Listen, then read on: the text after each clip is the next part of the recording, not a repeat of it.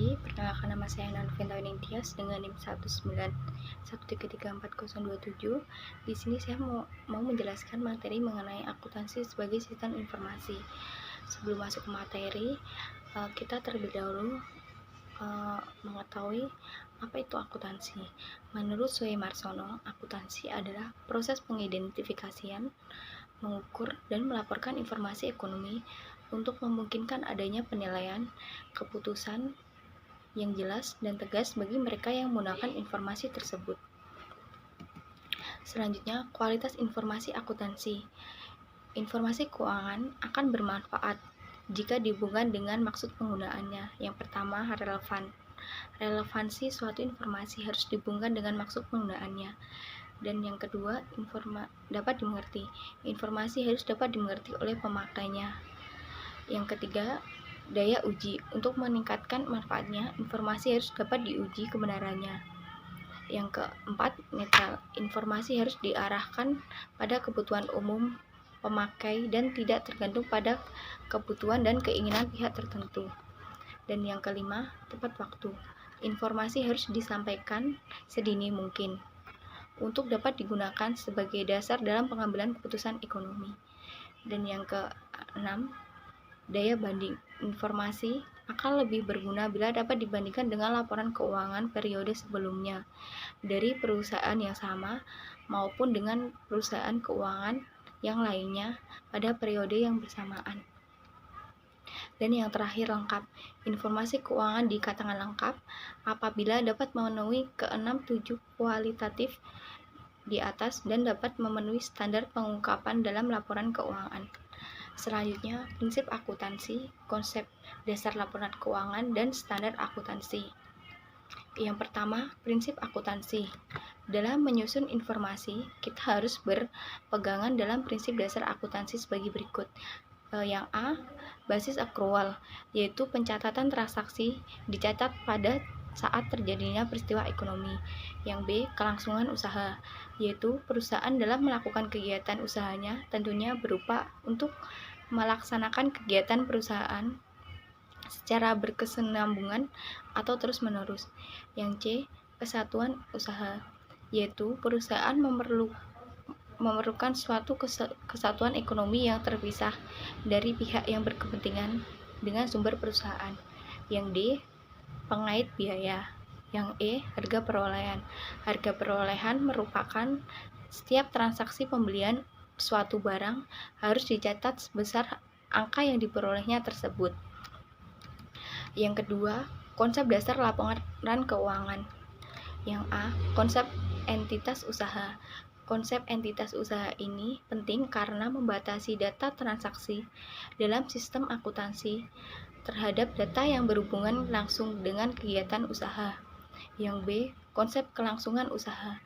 Konsep ini menghendaki adanya dasar pemikiran bahwa suatu perusahaan didirikan untuk jangka waktu yang terbatas.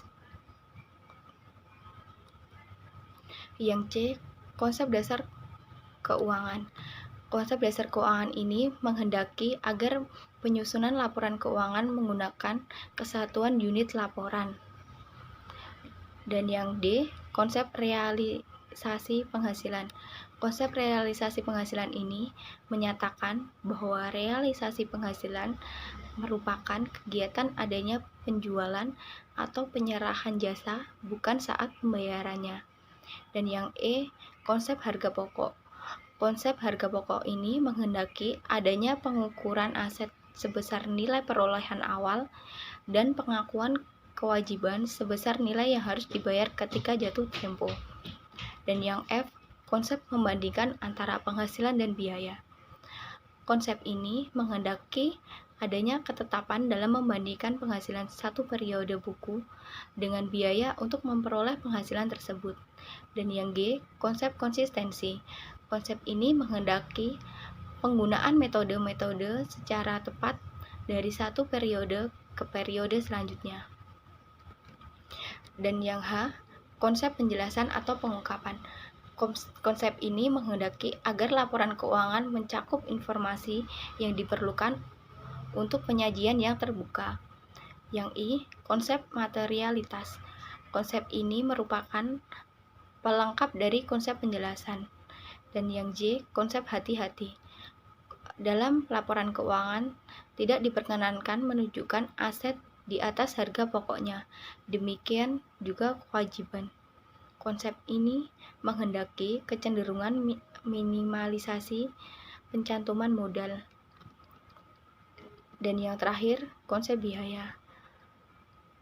Konsep objektivitas. Konsep ini menghendaki bahwa semua pos yang dicantumkan dalam laporan keuangan harus didukung oleh bukti-bukti objektif. Dan yang kedua, konsep unit pengukuran, yaitu keseluruhan informasi utama dapat diukur dengan satuan ukur uang.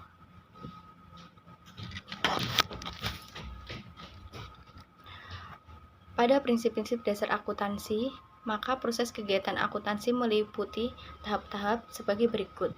Yang A, tahap pencatatan transaksi. Yang kedua, tahap pengkisaran. Dan yang terakhir, tahap penyajian laporan keuangan. Selanjutnya, standar akuntansi. Standar akuntansi ini merupakan prinsip-prinsip akuntansi yang telah dipilih dan dituangkan dalam bentuk ketentuan resmi sebagai acuan umum praktik akuntansi di lingkungan tertentu. Selanjutnya, pemakai informasi akuntansi. Banyak pihak yang memerlukan dan menggunakan informasi akuntansi. Mereka dibagi menjadi yang pertama, pihak intern. Pemakai informasi akuntansi semacam ini biasanya adalah pemimpinan perusahaan atau manajer perusahaan. Yang B, pihak ekstern. Pemakai informasi semacam ini dapat dirincikan menjadi yang pertama, pemilik. Pemilik memerlukan informasi akuntansi untuk mengetahui posisi keuangan. Dan yang kedua, investor. Investor memerlukan informasi akuntansi untuk menentukan keputusan dalam membeli. Karyawan. Dan yang ketiga, karyawan. Karyawan memerlukan informasi akuntansi untuk menilai kemampuan perusahaan dalam hal memberikan balas jasa. Dan yang keempat, kreditur. Kreditur memerlukan informasi akuntansi untuk menilai kemampuan perusahaan. Dan yang kelima, pemasok. Pemasok memerlukan informasi akuntansi untuk menilai kemampuan perusahaan dalam membayar utang. Dan yang keenam, pelanggan. Pelanggan memerlukan informasi akuntansi untuk menilai kelangsungan usaha perusahaannya. Dan yang ketujuh, pemerintah. Pemerintah ini memerlukan informasi akuntansi untuk mengatur aktivitas perusahaan, kebijakan pajak, dan penyusunan statistik pendapatan nasional. Dan yang terakhir, masyarakat. Masyarakat ini memerlukan informasi akuntansi untuk menilai perkembangan perusahaan. Lalu selanjutnya, profesi akuntan.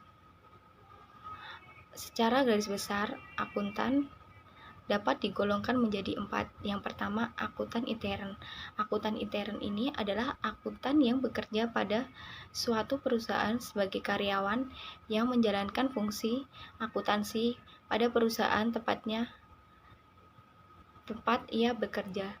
Dan yang kedua, akuntan publik. Akuntan publik ini adalah akuntan yang bekerja secara independen guna menjalankan fungsi audit terhadap kewajaran laporan keuangan.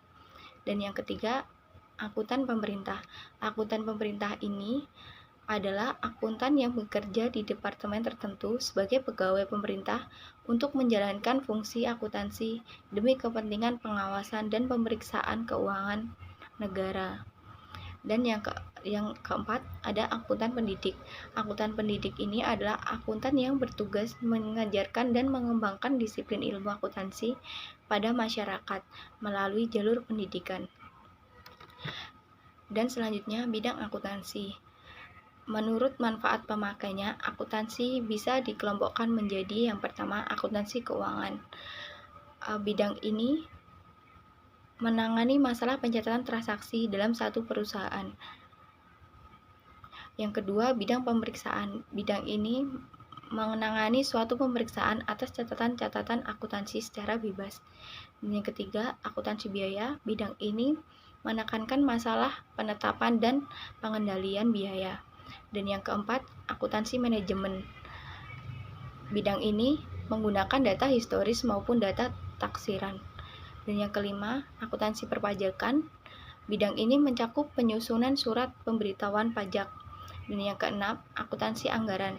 Bidang ini menjanjikan rencana operasi keuangan untuk suatu periode tertentu. Yang ketujuh, akuntansi pendidikan. Bidang ini merupakan bidang spesialisasi akuntansi yang bergerak dalam penyebaran pendidikan akuntansi di masyarakat. Yang kedelapan, akuntansi pemerintah. Bidang ini berhubungan dengan pencatatan dan pelaporan transaksi ekonomi di lembaga-lembaga pemerintahan. Dan yang terakhir, akuntansi sosial. Bidang ini berhubungan dengan pencatatan pelaporan tentang sosial akibat kemajuan teknologi, ekonomi, dan budaya.